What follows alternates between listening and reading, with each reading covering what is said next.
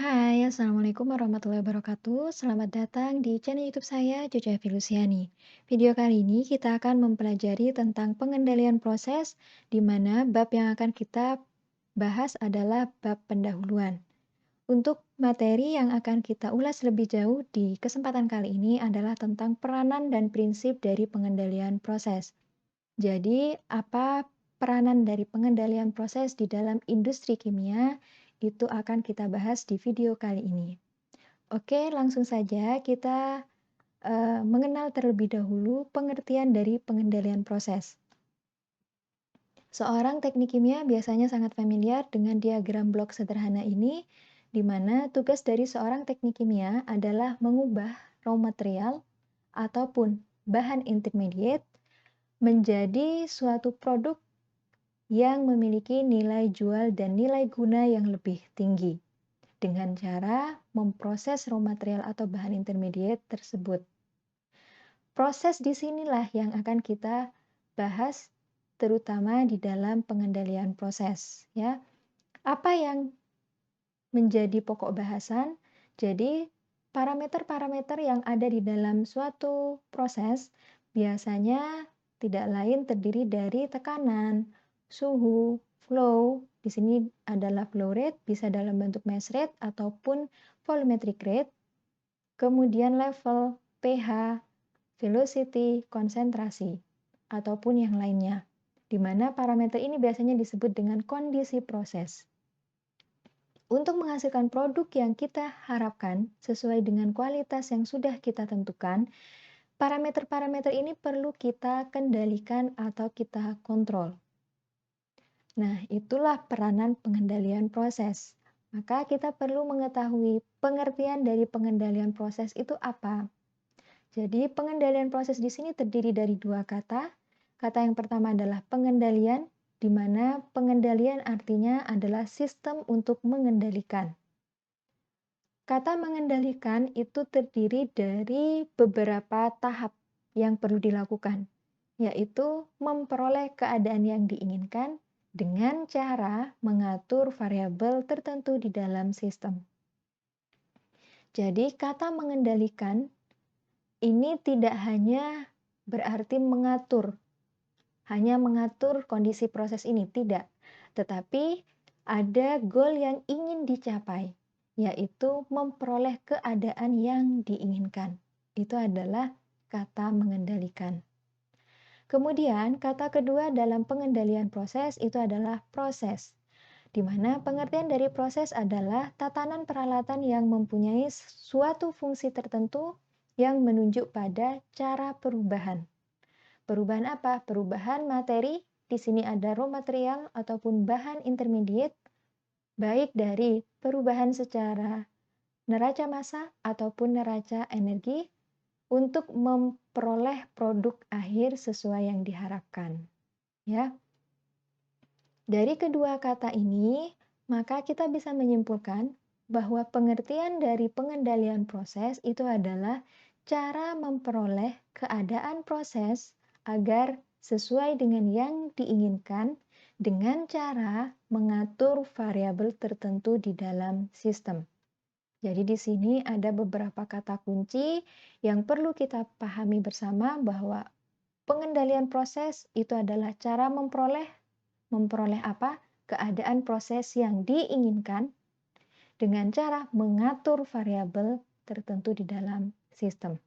Jadi ada tiga, memperoleh keadaan yang diinginkan dan dengan cara mengatur variabel tertentu di dalam sistem. Oke, itu adalah pengertian dari pengendalian proses. Setelah kita mengetahui dan memahami makna dari pengendalian proses, maka kita bisa lanjutkan dengan mengetahui peranan yang bisa kita ketahui dengan adanya pengendalian proses itu untuk apa di dalam industri kimia. Jadi, peranan pengendalian proses ada tiga. Yang pertama itu dalam hal keamanan atau safety. Di sini berkaitan dengan menjaga dan mempertahankan batas aman keselamatan dalam hal keselamatan kerja, operasi, dan juga pencemaran. Biasanya untuk proses keamanan di sini, instrumentasi yang digunakan adalah sistem alarm dan safety valve. Jika terjadi ketidaknormalan di dalam proses, maka sistem alarm maupun safety valve akan memberikan suatu peringatan untuk nantinya dikondisikan seperti semula, ya, agar prosesnya bisa normal kembali. Kemudian peranan dari pengendalian proses yang kedua itu adalah dalam hal kehandalan operasi, di mana biasanya disebut dengan operability. Di sini berkaitan dengan mempertahankan kondisi tetap steady dalam batas operasional atau operational constraint dengan tujuan untuk memperoleh produktivitas dan kualitasnya dari produk, ya, agar tetap terjaga. Ini berkaitan dengan ketahanan terhadap gangguan produktivitas dan kualitas produk. Jadi, kehandalan operasi ini berkaitan dengan kita mendapatkan produk sesuai dengan yang kita harapkan dengan adanya pengendalian proses. Kemudian, peranan pengendalian proses yang ketiga itu adalah tidak lain dan pasti akan selalu berhubungan dengan keuntungan secara ekonomi atau biasa disebut dengan profitability. Nah, di sini suatu industri pasti akan mengharapkan proses bisa berjalan secara optimum dengan menghasilkan keuntungan yang maksimum juga. Artinya, yield produk yang dihasilkan bisa maksimum dengan biaya operasi yang minimum. Jadi, dengan adanya pengendalian proses, keuntungan ekonomi ini bisa kita capai, ya, dengan tidak mengesampingkan adanya keamanan atau keamanan dan keselamatan kerjanya. Seperti itu, ya. Itu adalah pengendalian proses, peranannya di dalam industri kimia. Kemudian untuk mengetahui lebih lanjut beberapa variabel apa saja yang biasanya ada di dalam pengendalian proses. Variabel di sini seperti parameter atau kondisi proses yang ingin kita kendalikan, ya. Jadi kita perlu mengetahui beberapa variabel yang akan kita gunakan di dalam pengendalian proses. Kita ambil contoh terlebih dahulu agar lebih mudah memahami variabel yang akan kita bahas. Jadi, misal di sini ada suatu alat penukar panas yang biasa kita sebut dengan heat exchanger atau HE, di mana alat ini digunakan untuk memanaskan minyak. Minyak tersebut masuk pada suhu dan fluid tertentu atau laju alir tertentu, kemudian dipanaskan dengan adanya air panas sehingga menghasilkan suhu minyak yang keluar dari alat HE ini sesuai dengan yang diinginkan, ya. Di mana pemanas yang digunakan adalah air panas yang juga memiliki suhu dan laju alir tertentu. Nah, yang kita inginkan di sini adalah suhu minyak keluar pada nilai tertentu, seperti itu ya. Maka suhu minyak ini yang keluar ini itu biasanya kita sebut dengan nilai proses atau variabel proses atau variabel keluar atau variabel terkendali. Jadi ada 4 nama untuk variabel yang keluar dan yang kita inginkan.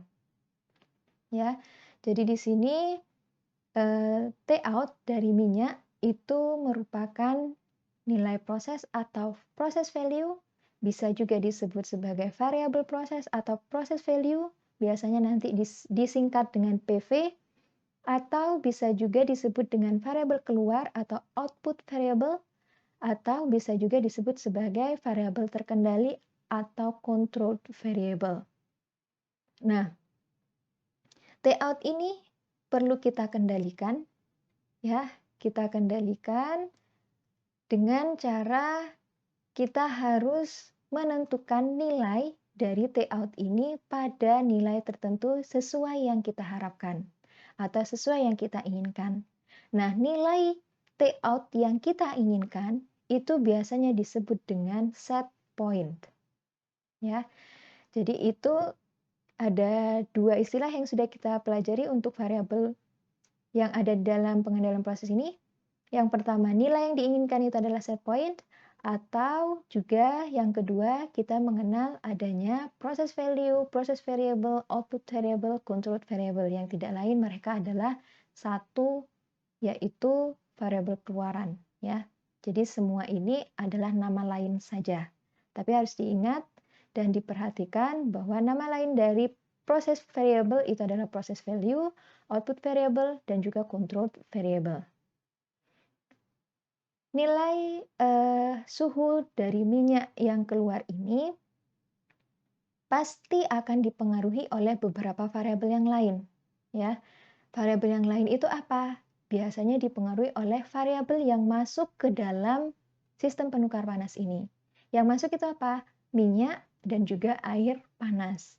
Maka variabel yang mempengaruhi suhu minyak yang keluar itu antara lain laju alir air panas, ya kan? Semakin banyak air panas yang kalian masukkan ke sini, maka suhu minyak yang keluar juga akan semakin besar, gitu kan? Makanya di sini laju alir air panas yang masuk ke dalam sistem penukar panas ini akan mempengaruhi suhu minyak yang keluar. Dan juga yang menjadi variabel yang mempengaruhi suhu minyak yang keluar ini adalah suhu dari air panas, ya. Jadi suhu air panas yang masuk di situ semakin besar misalkan dengan rate yang juga besar, maka suhu minyak yang keluar pun juga akan semakin besar, ya. Kemudian yang tidak kalah penting juga yang mempengaruhi suhu minyak yang keluar itu adalah suhu minyak yang masuk. Jadi suhu minyak yang masuk di sini juga mempengaruhi seberapa dia akan akan mencapai suhu minyak yang keluar. Dan juga pasti dipengaruhi dengan adanya laju alir minyak yang masuk. Seberapa banyak minyak yang masuk, di sini pasti akan mempengaruhi suhu dari minyak yang keluar. Selain itu, di dalam sistem penukar panas, karena di sini berhubungan dengan panas, maka pasti akan ada panas yang hilang karena adanya pertukaran panas dari fluida dingin yang tidak lain di sini adalah minyak dengan fluida panas yang tidak lain sebagai pemanas yaitu air panas. Pasti akan ada kilos. Jadi kilos di sini juga mempengaruhi suhu yang keluar yaitu suhu dari minyak yang keluar dari HE. Seperti itu ya. Variabel-variabel yang mempengaruhi variabel yang keluar ini disebut sebagai variabel masukan atau input variable, di mana dia pasti akan mempengaruhi variabel keluaran atau output variable, atau bisa disebut dengan proses value atau nilai proses, bisa disebut juga dengan proses variable atau variabel proses, bisa juga disebut dengan controlled variable atau variabel terkendali. Ya. Nah, dari variabel masukan ini bisa kita bagi menjadi dua. Variabel masukan itu ada yang disebut sebagai variabel pengendali atau manipulated variable, di mana variabel yang bisa kita ubah-ubah. Jadi yang bisa kita ubah-ubah dari variabel masukan di sini itu bisa laju alir air panas ataupun laju alir minyak panas, ya. Biasanya variabel pengendali karena dia bisa diubah-ubah atau manipulated variable di sini adalah variabel yang bisa diubah-ubah, itu ditandai dengan adanya kita bisa mengatur-ngatur suatu valve. Biasanya seperti itu. Nah, kalau suhu kan susah untuk diatur menggunakan valve. Yang bisa diatur dengan menggunakan valve itu biasanya laju alir. Maka yang bisa kita jadikan sebagai manipulated variable itu bisa laju alir dari minyak yang masuk atau laju alir dari air panas. Itu kalian bisa tentukan sendiri. Misal, yang ditentukan dalam contoh ini adalah laju alir air panas. ya. Laju alir air panas ini sebagai MV atau manipulated variable, ya. Kalau ini sudah dipilih sebagai MV, maka variabel yang lainnya, variabel masukan ini yang lainnya, itu disebut sebagai gangguan atau disturbance. Ya, tadi laju alir air panas ini sudah ditetapkan sebagai MV. Maka suhu air panas, laju alir minyak masuk, suhu minyak masuk, kehilangan panas, itu semuanya merupakan gangguan atau sering disebut sebagai disturbance. Disturbance di sini artinya dia akan mempengaruhi proses, ya. Jadi gangguan atau pengganggu yang bisa mengganggu jalannya proses. Variabel yang dapat mengganggu jalannya proses itu disebut sebagai gangguan, ya. Jadi artinya, misal ketika suhu air panas yang masuk di sini dibuat berubah-ubah, pasti suhu minyak yang keluar juga akan ikut berubah, ya kan? Nah, itu juga terjadi pada laju alir dari minyak yang masuk. Laju alir minyak yang masuk itu diubah-ubah, maka di sini suhu minyak yang keluar pun juga akan berubah. Seperti itu. Nah, maka dari itu yang kita sudah tentukan sebagai variabel yang kita ubah-ubah, berarti yang lainnya itu adalah gangguan atau disturbance. Gampangannya, gangguan itu adalah variabel selain yang menjadi variabel pengendali atau manipulated variable. Jadi gangguan itu adalah variabel masukan selain variabel pengendali atau manipulated variable yang dapat mengganggu jalannya proses. Seperti itu, ya. Oke, itu adalah contoh untuk pengendalian proses. Maka kita bisa membagi dan memahami kembali bahwa beberapa variabel yang ada di dalam pengendalian proses itu terdiri dari yang pertama, input variable. Masih ingat tadi input variable terdiri dari manipulated variable dan disturbance. Ya. Manipulated variable artinya variabel yang dapat diubah-ubah besarnya supaya proses variabel PV sama dengan set point. Di sini tidak hanya PV, bisa juga disturbance sama dengan set point. Ya. Manipulated variable yang diubah-ubah, ya, variabel yang diubah-ubah. Maka dari itu tadi saya bilang, untuk mengubah-ubah dari variabel tersebut, kita bisa melihatnya dengan adanya valve biasanya, ya. Jadi kalau sudah ada valve itu berarti biasanya menjadi manipulated variable. Yang paling mudah menjadi manipulated variable itu adalah laju alir. Seperti tadi, yang menjadi manipulated variable bisa saja laju alir dari air panas yang masuk ataupun laju alir dari minyak yang masuk. Seperti itu. Tergantung kita memilih yang mana. Kalau di contoh tadi kita memilih laju alir air panas yang masuk. Berarti di laju alir minyak panas yang masuk itu sebagai disturbance. Jadi disturbance itu adalah variabel yang dapat mengganggu jalannya proses. Di sini selain MV, ya. Pokoknya yang menjadi disturbance itu selain MV. Kalau satu sudah ditetapkan sebagai MV, berarti variabel masukan yang lain, variabel input yang lain itu dijadikan sebagai disturbance. Ya. Kemudian macam variabel yang ada di dalam pengendalian proses yang kedua itu adalah output variable. Di mana output variable itu tadi ada 3 nama lainnya, ya. Yang pertama, control variable atau juga process variable atau juga process value. Di mana output variable tadi adalah variabel keluaran, control variable itu adalah variabel terkendali, process variable itu adalah variabel proses, process value itu adalah nilai proses. Nah, biasanya di dalam pengendalian proses yang akan kita gunakan itu lebih banyak proses variable. atau disebut sebagai PV, seperti itu.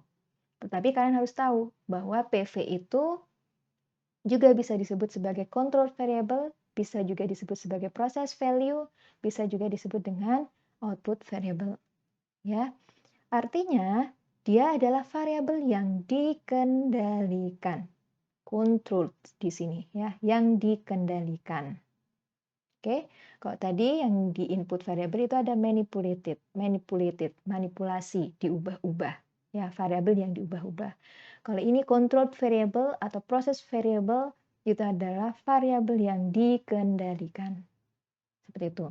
Masih ingat ya, dikendalikan itu berarti ingin mencapai nilai tertentu, keadaan tertentu seperti yang diinginkan dengan cara mengatur variabel yang lain di dalam proses. Tadi di pengertian pengendalian proses, ya. Macam variabel yang ketiga yang biasanya ada di dalam pengendalian proses itu adalah set point. Jadi di sini set point itu merupakan nilai proses variabel ataupun juga disturbance yang diinginkan. Selain diinginkan, biasanya katanya itu bisa disebut juga yang diinginkan, yang dikehendaki, yang ditargetkan, itu sama saja. Jadi nilai yang kita inginkan itu adalah set point. Nilai dari apa? Nilai dari PV atau disturbance. Seperti itu, ya. Itu adalah beberapa variabel yang biasanya digunakan di dalam pengendalian proses. Oke. Nah, kita akan belajar tentang mekanisme dari pengendalian proses. Setelah kita mengetahui variabel-variabel yang ada di dalam pengendalian proses, kita akan belajar bagaimana mekanisme pengendalian proses, terutama agar mudah dipahami, kita langsung saja terapkan di dalam contoh soal yang tadi. Jadi tetap ya, sistem penukar panas. Di sini fungsinya untuk memanaskan minyak ya dengan menggunakan air panas. Nah, ini ketika kita gambarkan lebih rinci lagi sistem pengendalian prosesnya, itu biasanya seperti ini, ya. Jadi ada alat HE, kemudian di sini adalah aliran air panasnya, ini minyak yang masuk, ini minyak yang keluar. Nah, hubungan antar komponen di dalam sistem pengendaliannya itu bisa kita jabarkan dengan uraian proses seperti ini.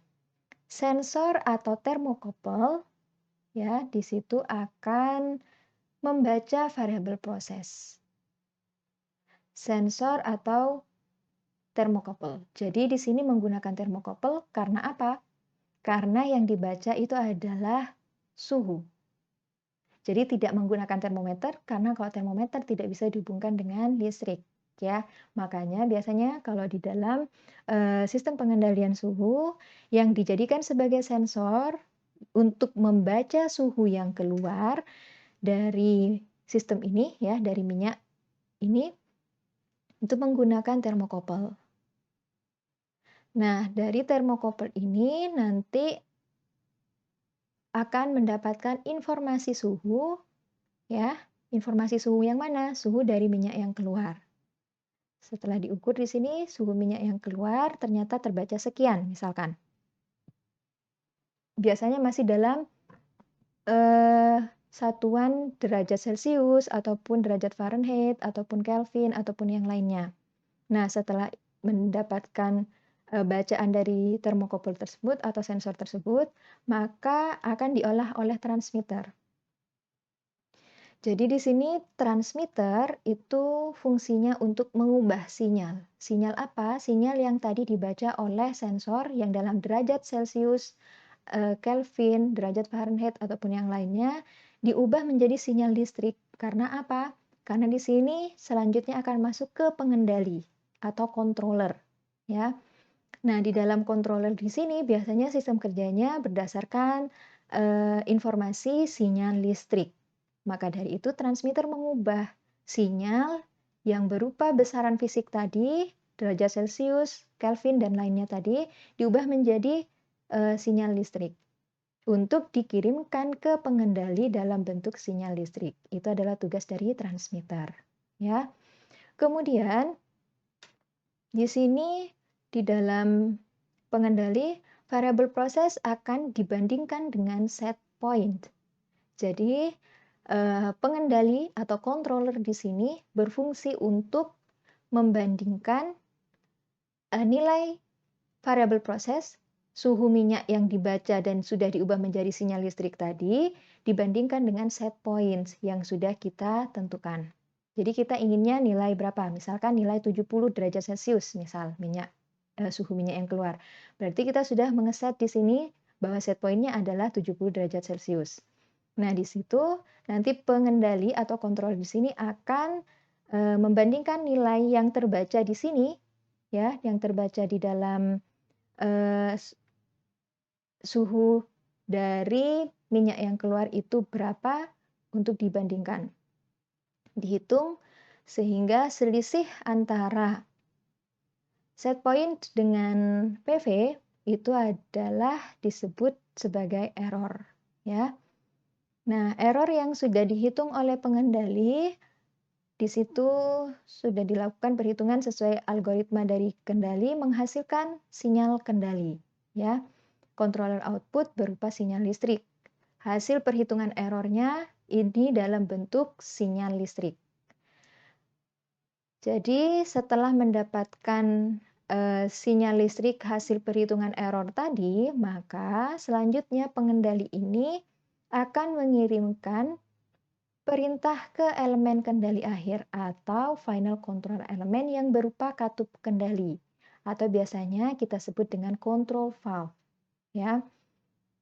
Untuk apa? Nantinya di sini control valve akan melakukan sesuai perintah dari controller. Perubahan bukaan pada control valve itu menunjukkan perubahan pada manipulated variable. Jadi manipulated variable-nya tadi adalah laju alir air panas. Sehingga nantinya kalau misalkan manipulated variable-nya sudah benar, maka variabel prosesnya dapat dijaga pada set point.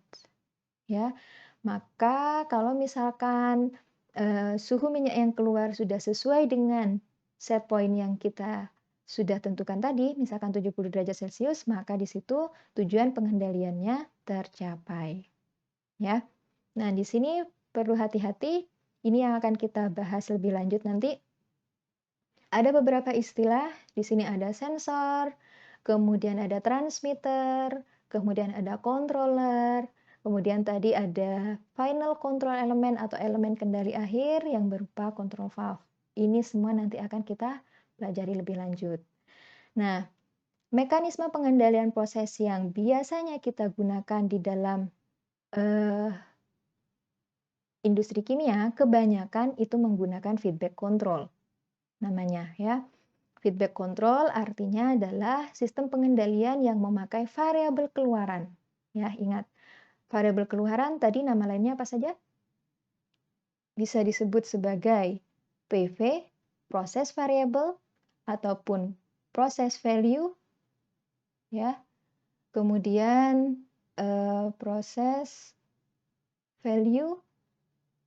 Selain itu juga ada output variable, proses variable, ada juga controlled variable. Ya, jadi jangan lupa bahwa yang dimaksud dengan variabel keluaran itu adalah itu semua. Oke. Variabel keluaran sistem untuk mempengaruhi masukan dari sistem yang sama. Jadi itu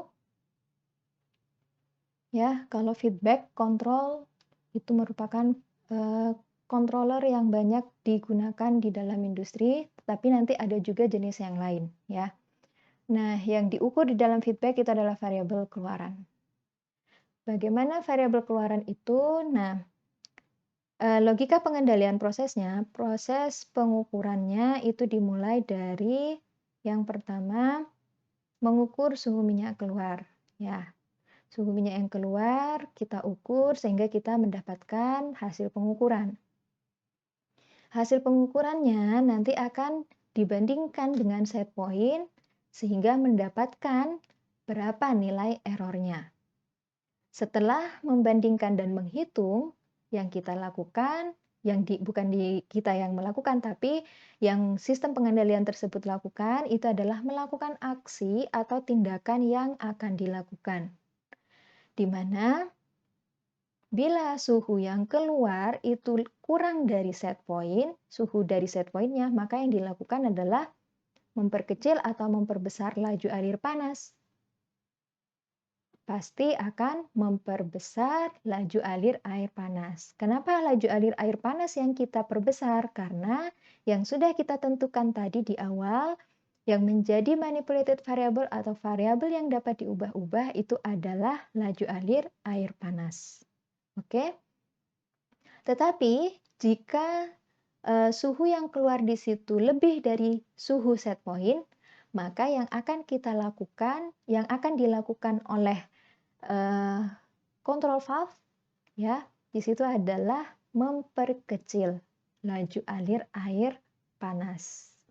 Jadi ini adalah mekanisme dalam pengendalian proses. Pertama mengukur, siapa yang mengukur?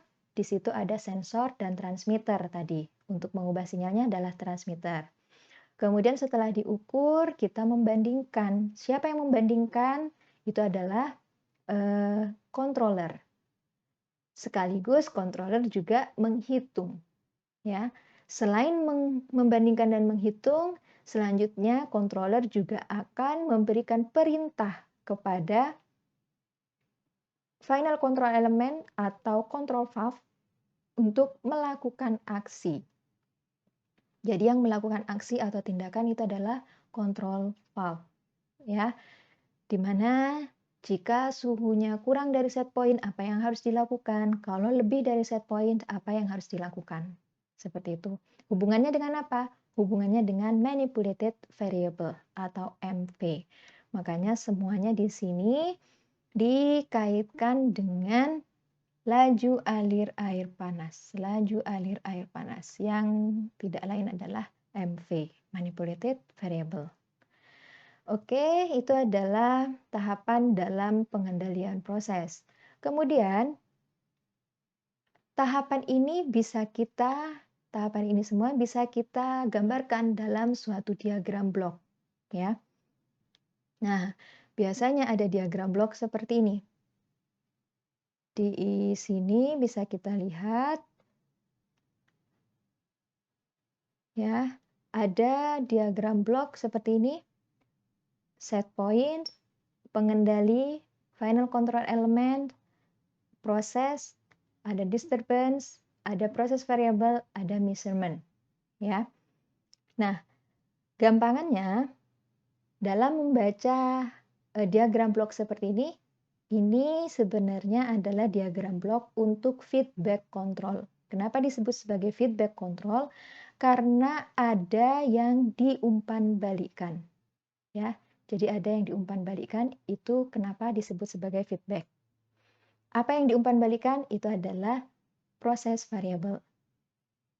Di sini ada proses, ya. Jadi cara membaca ini jangan dari pengendali, final control element, proses, tetapi membacanya itu dari yang pertama itu adalah proses, ya, di mana yang masuk ke dalam proses itu variabel masukan tadi ada apa saja? Manipulated variable, di sini adalah manipulated variable, dan ada disturbance, ya. Ada disturbance masuk ke dalam proses. Keluarannya dari proses itu apa? Output variable, atau disebut juga dengan control variable, atau disebut juga dengan proses value, atau disebut juga dengan proses variable atau PV. Nah, PV ini, proses variable ini akan dikembalikan, dalam artian dikembalikan di sini adalah diukur. Ya, PV di sini akan diukur oleh measurement device. Measurement device di sini bisa disebut juga sebagai sensing element atau terdiri dari sensor dan transmitter. Sensor untuk membaca PV, kemudian transmitter mengubah sinyal yang terbaca itu menjadi sinyal yang sesuai dengan logaritma dari pengendali atau controller. Di mana controller di sini akan membandingkan dengan set point. Apa yang dibandingkan? Nilai yang terukur di sini. Ya, PV yang terukur dibandingkan dengan set points jadi SP min PV. Makanya di sini SP-nya positif, di sini negatif, SP min PV. Kemudian itu dilakukan oleh controller. Setelah controller di situ membandingkan set point dengan PV yang terukur, akan dihitung berapa nilai error. Jadi di sini yang keluar di sini itu adalah error. Selanjutnya, error tersebut akan diubah menjadi sinyal sesuai dengan algoritma dari controller dan disesuaikan dengan sinyal untuk final control element. Karena tugasnya controller juga memberikan perintah kepada final control element sesuai dengan error yang sudah dihitung tadi, apa yang harus dilakukan oleh final control element. Control valve-nya harus dibuka atau ditutup. Seperti itu. Dibuka seberapa banyak, ditutup seberapa banyak, agar apa? Nilai PV ini nantinya bisa sama dengan set points. Jadi set point bisa sama dengan PV. Maka dari diagram blok ini kita bisa mengetahui bahwa sistem yang kita punya ada kotak satu ini merupakan proses. Kemudian dari kotak satu akan dibaca, diukur, kemudian diubah sinyalnya dengan adanya measurement device, ya, sensor dan transmitter, kemudian akan masuk ke kotak yang nomor 3 yang tidak lain adalah pengendali atau controller, dan kotak nomor 4 yaitu final control element. Ya, sesuai dengan diagram ini tadi. Jadi gambar instrumentasi ini tadi bisa diterjemahkan dalam diagram blok seperti ini.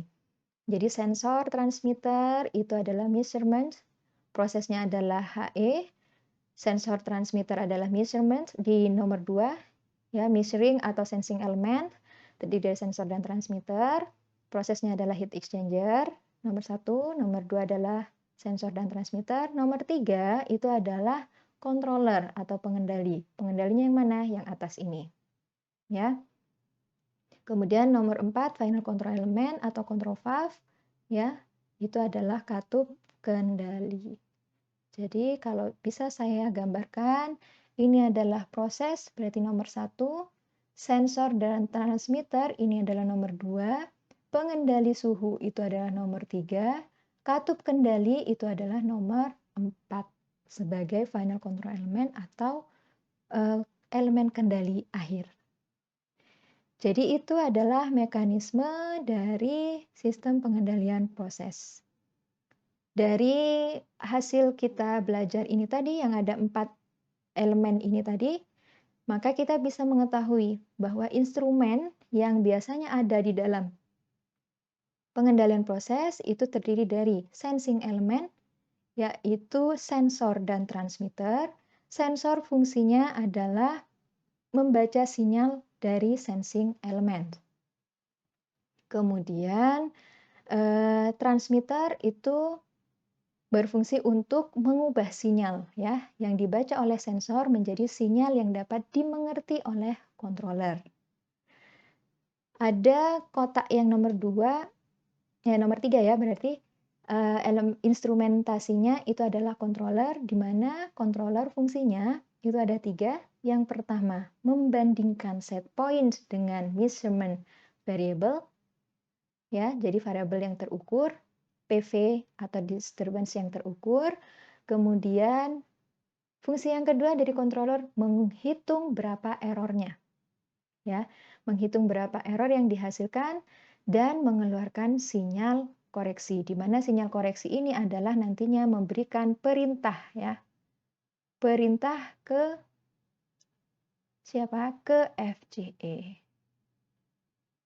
Jadi perintah ke FCE.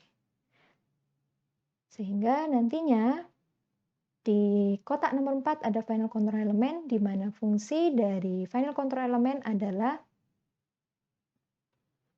mengubah measurement variable, ya, yang sudah dibaca dengan cara memanipulasi besarnya bukaan valve berdasarkan perintah dari controller. Jadi tugas dari controller itu ada 3.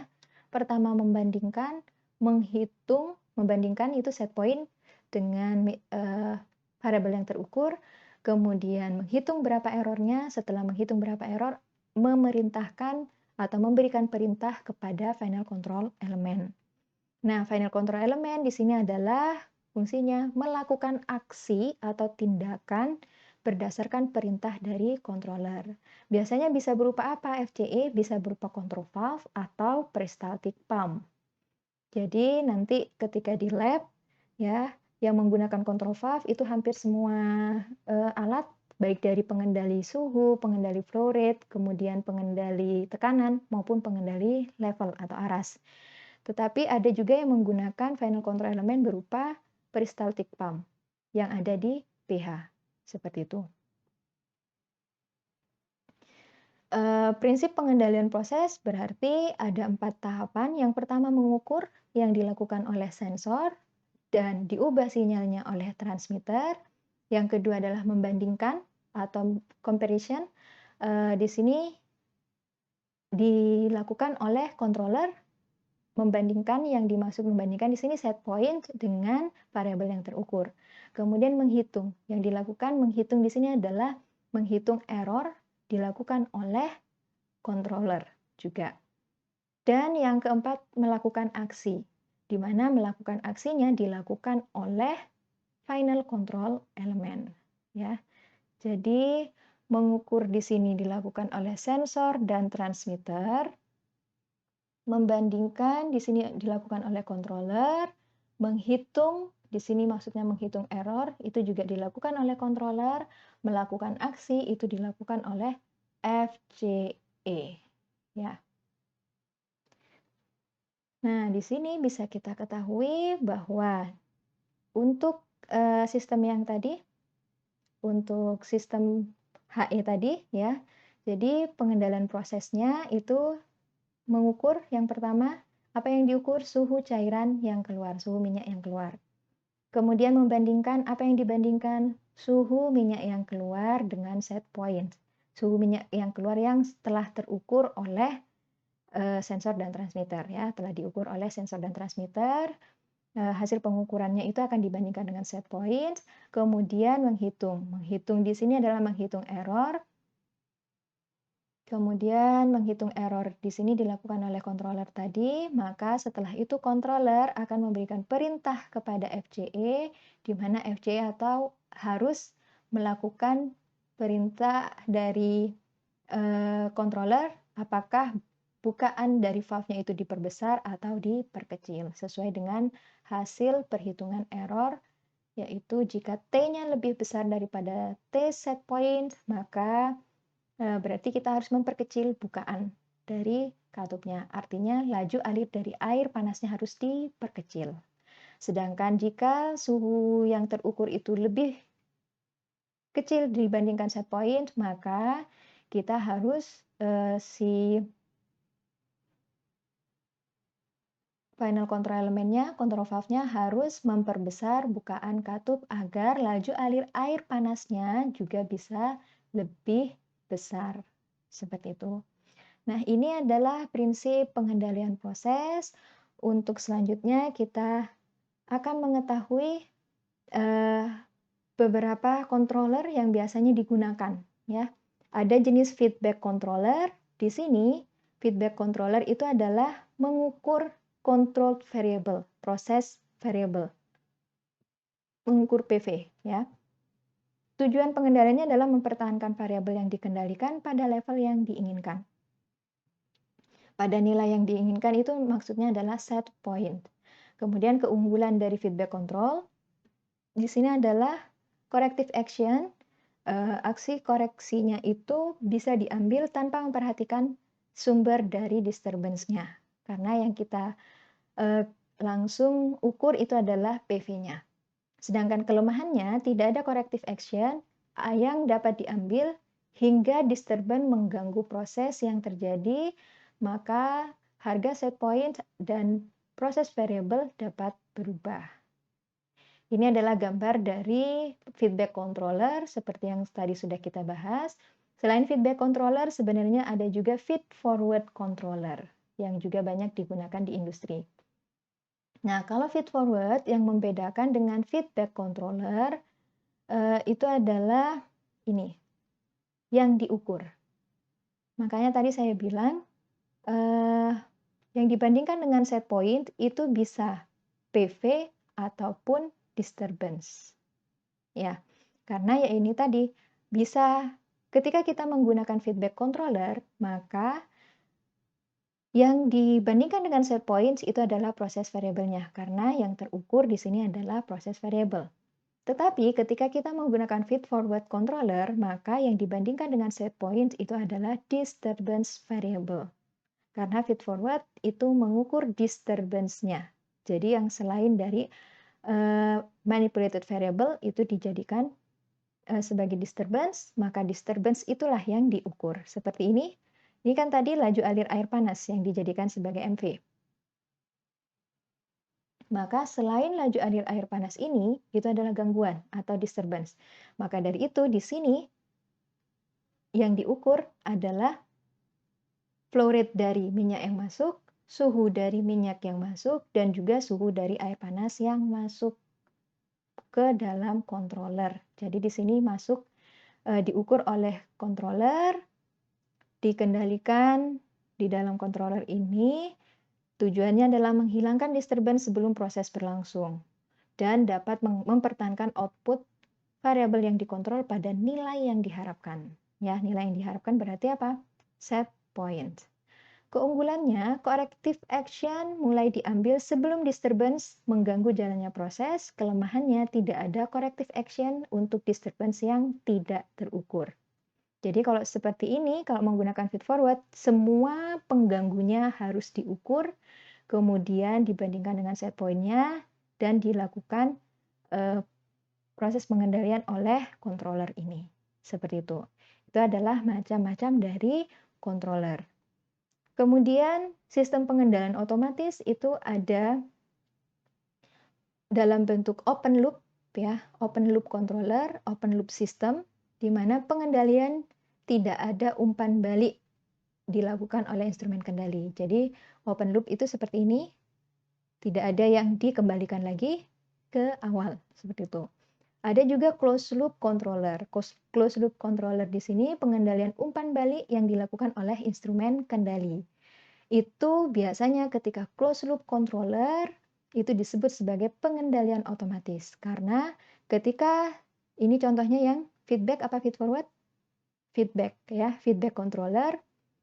Ketika PV tidak sesuai dengan set point, maka di sini langsung semuanya akan dilakukan proses pengendalian. Jadi PV diukur, setelah diukur dibandingkan dengan set point, error yang terhitung itu berapa, akan memberikan perintah ke final control element agar nantinya set point PV bisa sama dengan set point yang sudah ditentukan.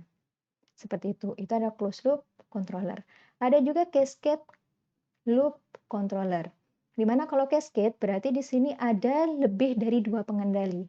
Jadi pengendali yang digunakan itu ada 2, ada secondary controller, ada primary controller. Jadi ada 2 pengendali yang digunakan. Makanya loop-nya di sini ada lebih dari 1 loop. Kalau ini kan 1 loop, kalau di sini karena ada 2 pengendali maka ada 2 loop. Loop yang kedua, yang kecil ini loop kedua, loop utamanya yang di bagian luar. Seperti itu. Jadi itu adalah pengenalan tentang pengendalian proses. Untuk selanjutnya kita akan membahas tentang instrumentasi yang biasanya digunakan di dalam sistem pengendalian secara lebih rincinya seperti apa.